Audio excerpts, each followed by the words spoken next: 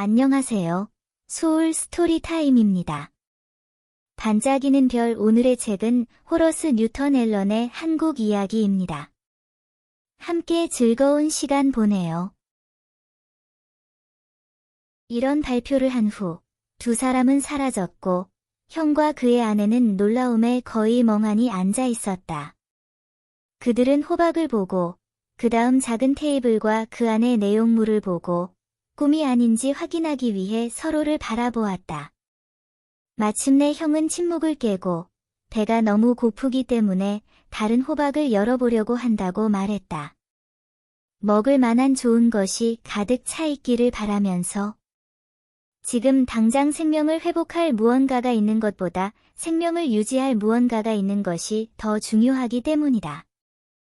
다음 호박도 첫 번째 호박처럼 열렸는데 어떻게 된 일인지 온갖 종류의 가구와 옷이 흘러나왔고 고급 실크와 세틴 천, 린넨 제품, 최고급 면이 롤처럼 쌓여 있었습니다. 세틴만 해도 호박보다 훨씬 더 컸지만 게다가 건물 전체가 문자 그대로 값비싼 가구와 최고급 직물로 뒤덮여 있었습니다. 그들은 이제 물건을 거의 살펴보지도 않았습니다. 너무 놀라서 모든 것이 열릴 때까지 기다릴 수가 없었고 모든 것이 너무 비현실적으로 보여서 지체하면 위험할까봐 두려워했습니다. 두 사람 모두 다음 호박을 톱질했는데 도구와 목재를 갖춘 목수들이 나와서 완전히 놀랍게도 생각했던 것만큼 빠르고 조용히 집을 짓기 시작했습니다. 그래서 땅에서 일어나기도 전에 그들은 마당과 하인들에 거쳐 마구간 곡물 창고가 있는 훌륭한 집이 그들 앞에 서 있는 것을 보았습니다. 동시에 많은 황소와 조랑말 행렬이 나타났는데 그 무리는 그 장소가 위치한 지역에서 곡물로 쌀과 다른 생산물을 실었습니다. 다른 사람들은 돈, 곡물, 하인, 남녀, 그리고 옷을 가지고 왔습니다. 그들은 이제 꿈나라에 있다는 것을 확신했고 권력을 행사하는 동안 그것을 즐길 수 있을 것이라고 생각하여 하인들에게 물건을 치우라고 명령하기 시작했습니다. 돈은 사랑, 접견실, 옷은 벽난로 위에 다락, 쌀은 곡물 창고에, 동물은 마구간에 두었습니다. 다른 사람들은 목욕을 준비하도록 보내졌는데 너무 늦기 전에 좋은 옷을 입을 수 있도록 하기 위해서였습니다. 하인들은 순종했고 그 둘의 놀라움은 더 커졌고 그들이 행해지는 놀라운 기적과 그것이 그들을 둘러싼 꿈결 같은 만족과 안주에 깜짝 놀라 네 번째 호박을 문자 그대로 있게 만들었습니다. 하인들은 호박에 주의를 기울였고 호박을 조심스럽게 열라는 명령을 받았다. 그들은 그렇게 했고 한 처녀가 걸어 나왔다. 그녀보다 먼저 온 선물만큼이나 아름다웠다. 형은 지금 그토록 겸손하고 신뢰하는 태도로 그 앞에 서 있는 사랑스러운 생물에 비할 데 없는 아름다움과 우아함과 비교할 수 있는 사람을 본 적이 없었다. 그는 자신의 무한한 감탄을 표현할 말을 찾을 수 없었고 그저 침묵 속에 서서 그녀의 아름다움에 취해 있을 뿐이었다. 하지만 그의 아내는 달랐다. 그녀는 아름다운 소녀에게 라이벌만 보였고 그녀가 누구인지, 어디서 왔는지, 무엇을 원하는지 곧바로 물었다. 하녀는 저는 새 왕이 이 남자의 첩이 되라고 보냈습니다. 라고 대답했다. 그러자 아내는 얼굴이 어두워졌고 그녀에게 온 곳으로 가서 다시는 남편을 보지 말라고 명령했다. 그녀는 그가 집과 영지, 가신의 수와 돈의 양에 만족하지 못한다며 그를 질책했고 이 마지막 문제는 모두 네 번째 호박을 터뜨린 그의 탐욕 때문이라고 선언했습니다. 그녀의 남편은 이때쯤 말을 알아듣고 어제는 거지에 불과했던 그녀가 그런 천상의 선물을 받고도 그런 식으로 행동한 것에 대해 엄하게 꾸중했습니다. 그는 그녀에게 즉시 여자 구역으로 가서 최고로 군림하고 다시는 그런 나쁜 화를 내지 말라고 명령했습니다. 그렇지 않으면 혼자 집에 갇힐 형벌을 받았습니다. 그는 처녀를 기꺼이 환영했고 그녀를 위해 따로 마련된 방으로 안내했습니다. 제2장 나흘 보는 형의 집에서 놀라운 변화가 일어났다는 소식을 듣고 직접 조사하러 갔습니다. 그는 그 보고가 과장된 것이 아니라는 것을 알고 형을 부정직한 방법으로 질책하기 시작했는데 형은 그 비난을 완강히 부인했고 더 나아가 어디서 누구의 집과 그렇게 호화로운 옷과 고급 가구를 훔쳐서 하루 만에 그의 옛 오두막집 자리로 옮길 수 있느냐고 요구했습니다. 나흘보는 설명을 요구했고 형보는 그에게 새를 뱀에게서 구하고 부러진 팔다리를 묶어 회복시킨 방법을 솔직하게 말해주었습니다. 그 대가로 새가 금 문자가 새겨진 씨앗을 가져와서 심고 키우는 방법을 알려주었고 그렇게 한 후에 4개의 바기줄기에서 태어났고 그것들에서 익으면서 이 호화로운 선물이 나왔다고 말했습니다. 그때도 그 못마땅한 형은 계속 비난했고 무뚝뚝하고 추한 태도로 형보가 형과 의무적으로 나눠주지 않고 이 모든 좋은 물건을 간직하고 있다며 도둑보다 더 나쁘다고 비난했습니다. 이런 불의한 행동에 대한 암시는 형보를 정말 화나게 했는데 그는 친절한 마음으로 이 형답지 못한 선배와 그의 이전의 나쁜 행동을 용서했고 자신의 현재 행운만을 생각하며 그 못마땅한 형에게 상당한 선물을 친절하게 주었고 탐욕스러운 남자가 아름다운 처녀를 보고 즉시 그녀를 가지겠다고 고집하지 않았다면 더 많은 것을 했을 것입니다. 이것은 인내심 있는 형보에게도 지나친 일이었고 그는 자신에게도 놀라운 결의로 거절했습니다. 다툼이 벌어졌고 그동안 형은 분노에 차서 떠났고 형의 성공 비결을 온 힘을 다해 자신에게 풍부한 선물을 확보하기로 결심했습니다.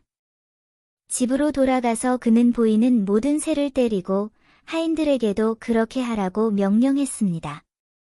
많은 새를 죽인 후 그는 한 마리를 잡는 데 성공했고 다리를 부러뜨린 후 물고기 가죽을 가져다가 부목으로 묶고 고통받는 작은 새를 따뜻한 곳에 눕혔습니다. 새는 회복되어 붕대를 감고 날아갔습니다. 결과는 예상대로였습니다. 새왕이 새의 구부러진 다리에 대해 물었을 때 새의 이야기를 들려주었지만 그 남자가 그렇게 많은 새를 죽인 다음 자신의 다리를 부러뜨린 잔인함에 대해 언급했습니다. 왕은 철저히 이해하고 작은 불구자에게 봄에 돌아올 때 사악한 사람에게 줄 씨앗을 주었습니다. 봄이 왔고 어느 날 나흘보가 그의 안뜰에서 베란다에 있는 작은 방 입구에 다리를 꼬고 앉아있을 때 그는 익숙한 새 노래를 들었습니다.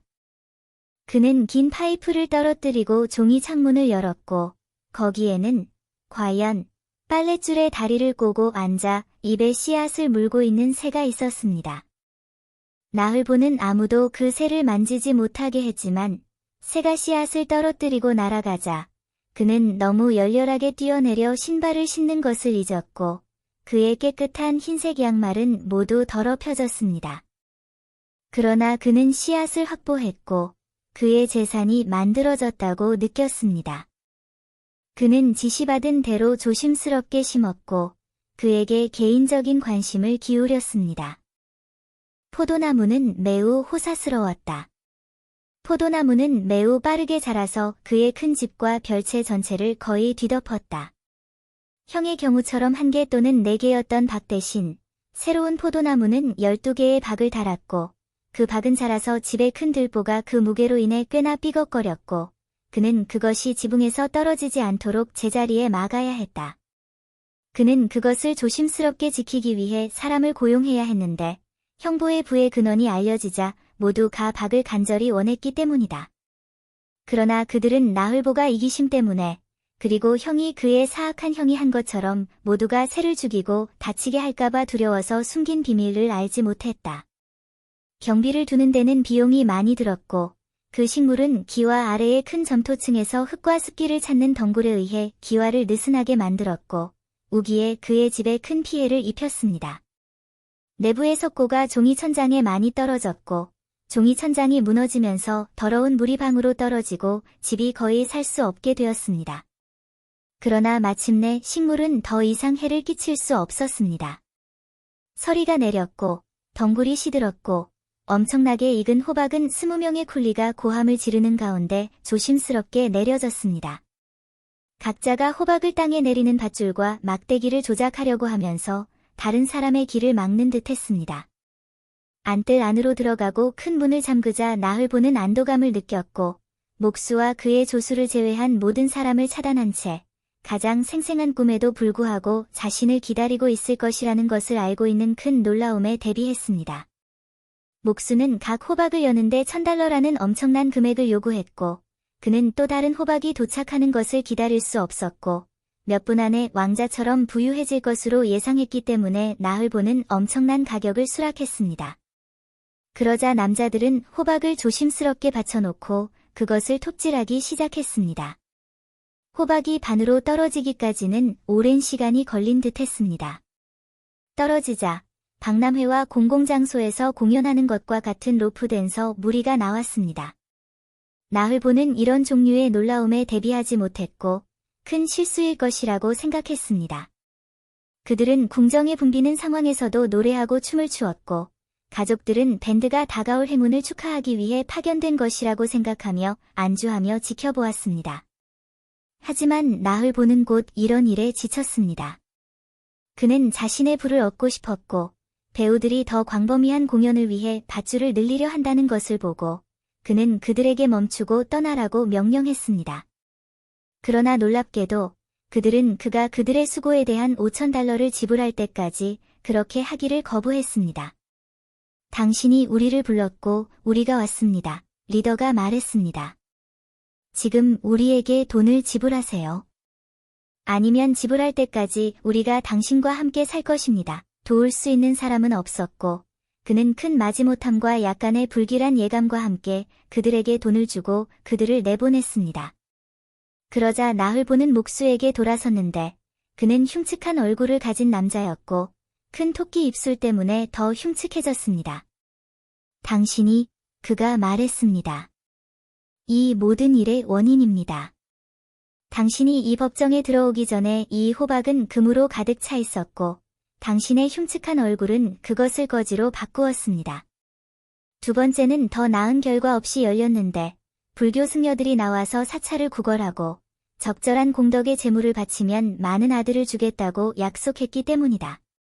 나흘보는 몹시 혐오감을 느꼈지만 여전히 호박에 대한 믿음을 가지고 있었고 승려들을 없애기 위해 그들이 자신의 불을 보지 않도록 그는 그들에게 현금 $5000를 주었다.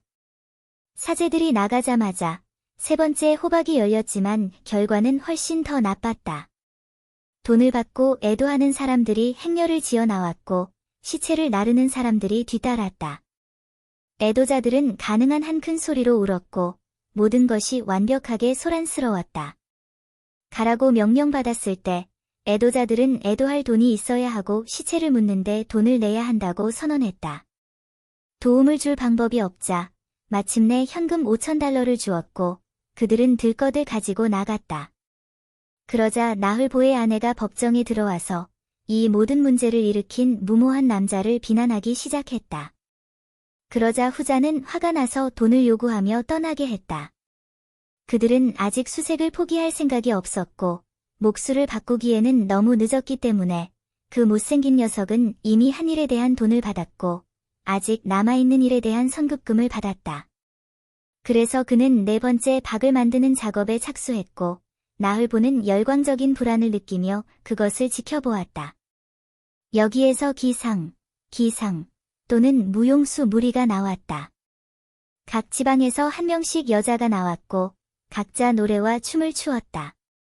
한 사람은 양왕 또는 바람의 신을 불렀고 다른 한 사람은 왕제이 또는 판신, 펜디어티를 불렀고 한 사람은 노래지, 성드지 또는 모든 집 지붕 위에 세례식으로 올려놓는 돈을 불렀다. 뻐꾸기 노래도 있었다. 너무 오래 살아서 심장이 죽어 없어지고 텅 빈 공간만 남았지만 봄마다 잎이 돋아나는 오래된 나무의 노래. 웃음과 애도의 노래, 죽은 영혼에게 쌀 제물을 바치라는 명령이 있었다. 태양과 별의 왕에게 노래를 불렀다.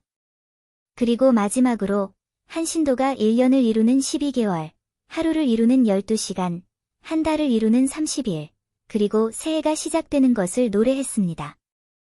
옛 해가 지나가면서 그들의 병은 과거에 묻히고 모든 사람에게 깨끗한 옷을 입고 맛있는 음식을 먹으며 새해 연휴를 축하하라고 일깨워 주었고 내년이 그들에게 풍요롭고 번영하는 한 해가 되기를 바랐습니다. 노래와 우아한 자세, 화려한 실크 깃발 흔들기를 마친 후 기상은 그들에게 지불해야 할 봉급을 요구했고 가족의 재산은 $5,000 더 줄었습니다. 아내는 이제 나흘보에게 멈추고 더 이상 열지 말라고 설득하려 했지만 무모한 남자는 은밀하게 그 스포츠를 즐기고 있었기 때문에 $500를 내면 다음 상자를 열어주겠다고 제안했습니다. 그래서 5번째 상자를 조금 열었을 때 안에 노란색 물질이 보였고 그것을 금으로 여겼고 그들은 서둘러 그것을 완전히 열었습니다. 그러나 금 대신 고개하는 한 쌍이 나왔습니다. 소녀를 상징하는 옷을 입은 청년과 함께 있는 힘센 남자였습니다. 그 남자는 어린 동반자를 어깨에 얹고 춤을 추며 한편 고대왕의 노래를 불렀습니다. 그의 방탕한 생활은 그의 신하들에게 너무나 불쾌해서 그는 그를 위해 동굴 같은 궁전을 지었는데 그 바닥은 수은으로 덮여 있었고 벽은 보석으로 장식되었고 수많은 램프가 어둠을 나드로 바꾸었습니다. 여기에는 최고의 음식과 와인이 있었고 잔치에 모인 사람들을 즐겁게 하는 음악 밴드가 있었습니다. 가장 아름다운 여성들, 그리고 그는 저기 비밀을 알아내고 동굴문을 햇빛에 열어젖힐 때까지 매우 호사스럽게 지냈는데 그러자 아름다운 여인들은 모두 햇빛 속으로 사라져 버렸다. 소울 스토리타임을 시청해주셔서 감사합니다. 오늘의 이야기가 마음에 드셨다면 좋아요와 구독을 눌러주세요. 매주 별표 월요일, 수요일, 목요일, 토요일 별표의 새로운 이야기로 찾아뵙겠습니다. 다음 이야기까지 행복한 시간 보내세요. 그럼 안녕.